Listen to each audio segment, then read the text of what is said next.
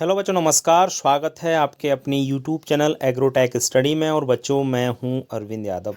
कैसे हैं आप लोग? उम्मीद करता हूं सभी बहुत अच्छे होंगे।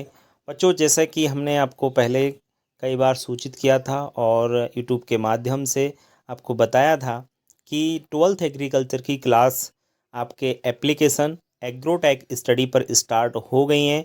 तो आप लोग एग्रोटेक स्टडी एप्लीकेशन को डाउनलोड करके वहाँ से आप अपना कोर्स परचेज करके अपनी क्लासेस स्टार्ट कर सकते हैं। किस प्रकार की स्टडी रहेगी, पूरा डेमो क्लास आज हम लोग लेकर आए हैं, जिससे बच्चों को ये समझ में आएगा कि किस प्रकार की हम लोग उनको स्टडी कराने वाले हैं। आपकी बात 2024-2025 में आपका पूरा जो सिलेबस है वो हम आपको कंप्लीट कराएंगे अपने एप्लीकेशन पर, तो वहाँ से बच्चे पूरी तैयारी कर सकते हैं। ठीक है, तो आज के इस डेमो क्लास में हम पशुपालन का चैप्टर नंबर फर्स्ट लेकर आए हैं, जिसका नाम है आहार एवं पोषण फर्स्ट। आहार एवं पोषण फर्स्ट जो है, इसमें जो भी क्वेश्चन आपके बनते हैं वो सभी क्वेश्चन आपको मिलेंगे, लेकिन ये डेमो क्लास है तो इसमें हम आपको जो हमारा तरीका है पढ़ाने का कि आपको किस प्रकार से हम आगे क्लास लेके आएंगे वो आपको बताने वाले हैं। क्योंकि ये बच्चों को कम से कम ये विश्वास होना चाहिए कि हम इस एप्लीकेशन से कितना बेहतर कर सकते हैं। देखिए, सबसे बेहतर आपको टीचर कौन सा होता है ये चीज़ मैं आपको क्लियर कर देता हूँ कि जिसकी चीज़ें हमको समझ में आती हैं, जो ईमानदारी से पढ़ाते हैं, वही आपके लिए बेहतर है। टीचर्स तो पूरे एमपी, छत्तीसगढ़, यूपी, राजस्थान, बहुत बड़े बड़े टीचर्स हैं और आप पढ़ भी रहे होंगे उनसे। बहुत सारे बच्चे ऑफलाइन भी पढ़ते हैं, लेकिन जो बच्चे ऑफलाइन जा रहे हैं, जो ज़्यादा फीस नहीं दे सकते हैं, 8-10 हज़ार रुपये जो बच्चे फीस नहीं दे सकते हैं, उनके लिए हमारा एप्लीकेशन ना के बराबर फीस मतलब 1999 रुपये में पूरा कोर्स कंप्लीटली आप हमारे एप्लीकेशन को डाउनलोड करके, और एप्लीकेशन की लिंक डिस्क्रिप्शन में, यहाँ से आप एग्रोटेक स्टडी एप्लीकेशन डाउनलोड कर सकते हैं। ठीक है ना? कंप्लीट आपकी क्लासेस वहाँ पर आपको मिल जाएंगी। नोट्स भी आपको साथ में मिलेंगे, पूरे कंप्लीटली नोट्स पीडीएफ पूरे डाल चैप्टर वाइज पूरे मिल जाएंगे। एक एक चैप्टर जो भी है आपको पता ही है, क्योंकि अब पूरा पढ़ना होता है। लास्ट ईयर पूरा पढ़ा था। पूरे पढ़ने का मतलब ये है हर चैप्टर से क्वेश्चन और हर चैप्टर से ओटी कंप्लीटली ही आपको पढ़ना है। ठीक है ना? तो डेमो क्लास कैसी रहती है आप इसको अंत तक देखें, जिससे आपको समझ में आए। जो बच्चे, मैं एक बात ज़रूर कहना चाहूँगा कि जो बच्चे बड़े बड़े इंस्टीट्यूट में नहीं पढ़ सकते हैं, उनके लिए हमारा एप्लीकेशन रामबाण सिद्ध होगा। ये मैं कह रहा हूँ आपसे, आपको कहीं भी जाने की ज़रूरत नहीं पड़ेगी। आज से नहीं, हम 5 साल से यूट्यूब पे पढ़ा रहे हैं। आप लोग हमारी ओल्ड यानी पुरानी वीडियो भी देख सकते हैं, यदि किसी बच्चों को कहीं भी कोई डाउट लगता है तो। ठीक है ना? तो हम शुरुआत कर लेते हैं। एप्लीकेशन डाउनलोड आप लोग करना चाहो तो कर सकते हो, डिस्क्रिप्शन में लिंक मिल जाएगी आपको। ठीक है, तो चैप्टर फर्स्ट है बच्चों। अच्छे क्वेश्चन रहने वाले, बहुत अच्छे से हम आपको समझाने वाले हैं। शुरुआत कर लेते हैं। वो है पशु आहार किसे कहते हैं, इसके प्रकार बताइए। तो सबसे पहले तो हम यह जानने की कोशिश करेंगे कि पशु आहार होता क्या है। जनरली सब लोग जानते हैं कि पशु क्या खाता है, चारा खाता है और दाना खाता है, सीधी सी बात है। तो चारे दाने की वह मात्रा जो किसी पशु को खिलाई जाती है, वही पशु आहार, इंग्लिश में उसको राशन भी कहते हैं। सिंपल सी एक लाइन में क्वेश्चन है। पशु आहार यदि आपसे पूछे क्या होता है, तो आप बहुत अच्छे से आंसर देना कि चारे दाने की वह मात्रा जो किसी पशु को खिलाई जाती है उसे पशु आहार कहते हैं। और पशु आहार में क्या रहता है? अच्छा, वो चारा दाना हम जो देते हैं, क्या उसकी बॉडी में चारा दाना रखा रहता है? नहीं, उसकी बॉडी में तो आपको पता है हड्डियाँ, मांस, खून, ये सब चीज़ें बनती हैं। तो ये कैसे बनती है? पशु आहार में क्या क्या होता है? कार्बोहाइड्रेट, प्रोटीन, वसा, खनिज लवण, विटामिन्स, ये मुख्य अवयव के रूप में पाए जाते हैं। आप ये बात बहुत अच्छी प्रकार से जानते हैं, हम लोग भी खाना खाते हैं, रोटी खाते हैं, सब्जी खाते हैं।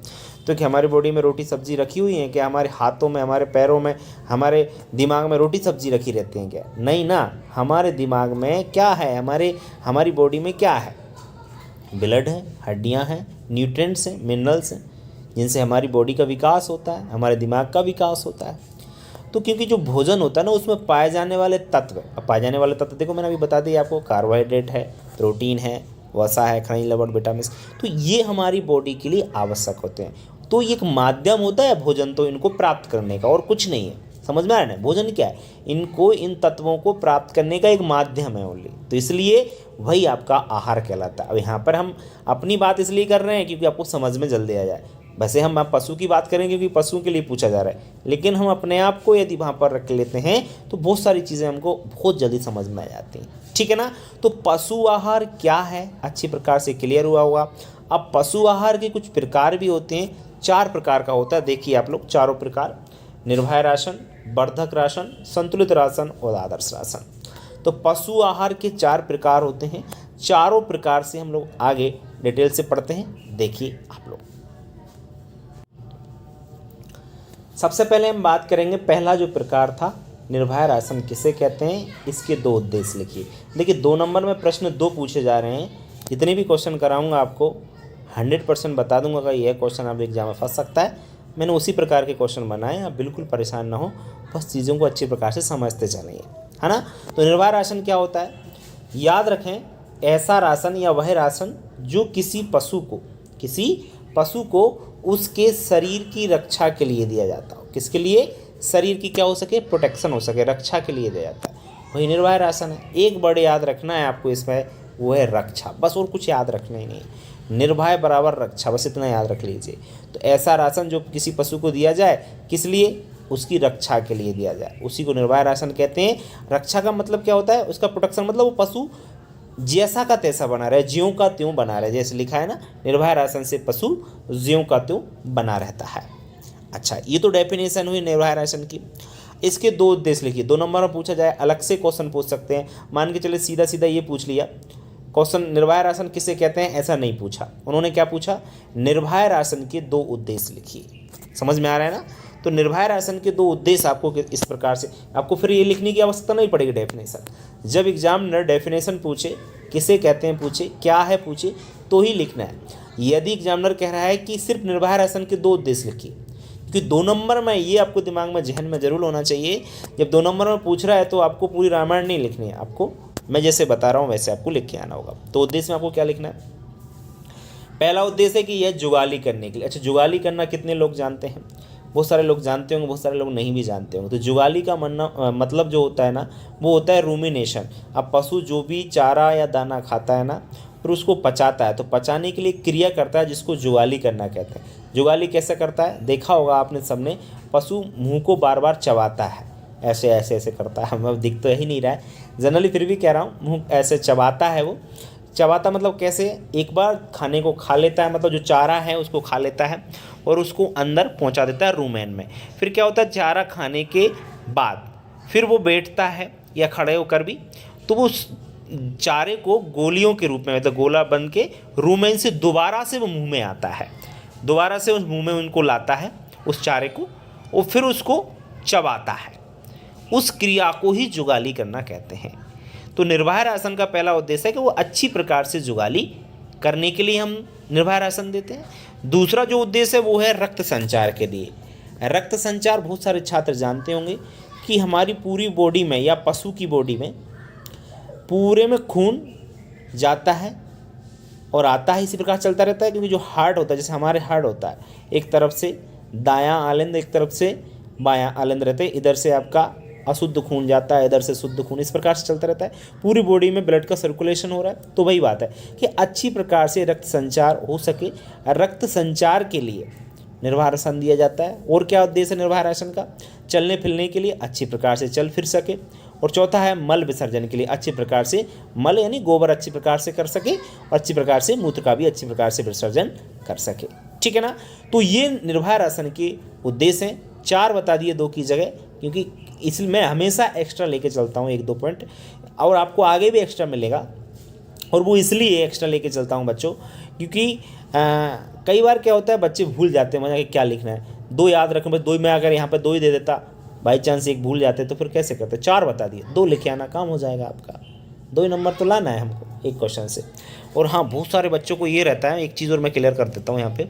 बहुत सारे बच्चे मुझसे बार बार पूछते रहते हैं कि सर आप ना बड़ा ऐसे पढ़ाते हो, मतलब शॉर्ट टाइप में लाइन, एक लाइन में ही ख़त्म कर देते हो। एग्जामिनर तो कहता है कि सर 30 शब्दों में लिख कर बताइए, 30 शब्द तो कंप्लीट नहीं होते और आपका तो आंसर ही ख़त्म हो जाता है। तो सर ऐसा तो नहीं हमारे नंबर कट जाएंगे। इस प्रकार का कन्फ्यूज़न ज़्यादातर बच्चों ने लास्ट ईयर पूछा था मुझसे। सबसे बढ़िया जवाब मैं आपको देता हूँ। देखिए, अगर हम पॉइंट में लिख रहे हैं, पॉइंट जैसे ये उद्देश्य थे, पॉइंट में लिख रहे हैं, इसमें 30 शब्द 2 लाइन में हो ही नहीं रहे, 10 शब्द में ही खत्म हो रही हैं पूरी दोनों लाइन। तो बच्चों मैं कहना चाहता हूँ, लाइन में अगर आपने पॉइंट बना के लिखा है ना, तो चाहे 10 शब्द में लिखो या 20 शब्द में लिखना, कभी भी आंसर 2 ही नंबर मिलेंगे, कभी भी आंसर गलत नहीं होता है। कभी वो एग्जामिनर काट नहीं सकता है आपके 2 नंबर, क्योंकि आपने 2 लाइन में दोनों पॉइंट ख़त्म किए हैं। और ये चीज़ यदि हम पॉइंट में ना करके थ्योरी में लिखें, जैसे डेफिनेशन लिखिए, तो डेफिनेशंस आपकी जितनी है उतनी, अपनी तरफ से तो कुछ नहीं लिख सकते ना उसमें हम लोग, जितना है उतनी। लेकिन कोई भी अगर पूरा पॉइंटों में न लिख करके उसको थ्योरी के रूप में लिख रहा है, थ्योरेटिकल में एक रामायण के रूप में लिख रहा है, एक कहानी के रूप में लिख रहा है उस चीज़ को, तो फिर 30 शब्द लिखने पड़ेंगे। अगर पॉइंट में लिख रहा है ना, तो दिक्कत वाली बात नहीं है, आप 2 पॉइंट में ही उसका आंसर ख़त्म कर सकते हैं, क्योंकि आपने पॉइंट में लिखा है। तो सबसे बड़ा फ़ायदा मैं आपको यही बताता हूँ। और ज़्यादातर आप यदि मेरी वीडियोज़ देखोगे तो आपको ज़्यादातर मेरे क्वेश्चन के जो आंसर हैं पॉइंट में मिलेंगे, तो उनको 30 शब्द लिखने की आवश्यकता नहीं है। ठीक है ना, चिंता ना करें, बस आपको बहुत अच्छी तरीके से मैं बताऊँगा ये चीज़। ठीक है ना, समझ आ गया। बढ़ते हैं आगे नेक्स्ट क्वेश्चन की ओर। नेक्स्ट है आपका, वर्धक या उत्पादक राशन क्या है, इसके 2 उद्देश्य लिखिए। देखिए, इसमें फिर उचित प्रकार से मैंने बनाया है, क्या है और दूसरा 2 उद्देश्य लिखिए। ये अपने आप में ये 2 क्वेश्चन है, समझिए। आप लोग 2 नंबर में पूछ सकता है, दोनों क्वेश्चन अलग अलग, समझ रहे हैं ना बात को। एक में ही नहीं पूछेगा दोनों चीज़ें, इसलिए नहीं पूछेगा क्योंकि 2 नंबर में देना है आंसर। समझ में आ रहा है ना, ये चीज़ आप बिल्कुल जहन में रख लीजिए आप लोग। वह राशन जो किसी पशु को निर्वाह राशन के अतिरिक्त, निर्वाह राशन तो देना ही है कि पशु ज्यों का त्यों बना रहे, वो तो देना ही है, उसके अतिरिक्त, उसके अलावा उसकी शरीर की वृद्धि एवं उत्पादन के लिए दिया जाता है। उसके शरीर की अच्छी प्रकार से क्या हो सके, ग्रोथ हो सके, और उससे प्रोडक्शन भी लिया जाए, तो उसके अलावा उसको देना पड़ेगा, क्योंकि हमें उसकी वृद्धि भी कराना है और उससे कुछ उत्पादन भी लेना है। तो वह राशन को हम लोग वर्धक राशन या उत्पादक राशन कहते हैं। वैसे नाम से ही पता चल रहा है, लेकिन वर्धक इसका दूसरा नाम है। दोनों नाम याद रखें। वर्धक राशन या उत्पादक राशन क्या होता है, तो बहुत अच्छी प्रकार से आंसर देना कि वह राशन जो किसी पशु को निर्वाह राशन के अतिरिक्त उसकी शरीर की वृद्धि एवं उत्पादन के लिए, इसमें 2 चीज़ें याद रखना है, एक तो शरीर की वृद्धि और दूसरा उत्पादन। ये 2 वर्ड अगर आपको याद हो गए तो कभी भी आंसर गलत नहीं होगा, वह आपका उत्पादक या वर्धक राशन कहलाता है। अब इसके उद्देश्य की बात करें, दूसरा ही क्वेश्चन समझ लीजिए इसको कि वर्धक राशन के क्या उद्देश्य होते हैं। तो देखिए, सबसे पहले हम गाय भैंस को देंगे तो किस लिए देंगे, उनसे दूध उत्पादन के लिए। बैल के लिए देंगे, क्यों देंगे बैलों के लिए, कि हल खींच सके अच्छी प्रकार से। आजकल तो हल बल है ही नहीं, क्योंकि मशीनरी इतनी ज़्यादा आ गई है, खेल ख़त्म हो गया है हल बैलों का। तो खैर, जो भी हम एग्रीकल्चर से आ रहे हैं तो हमको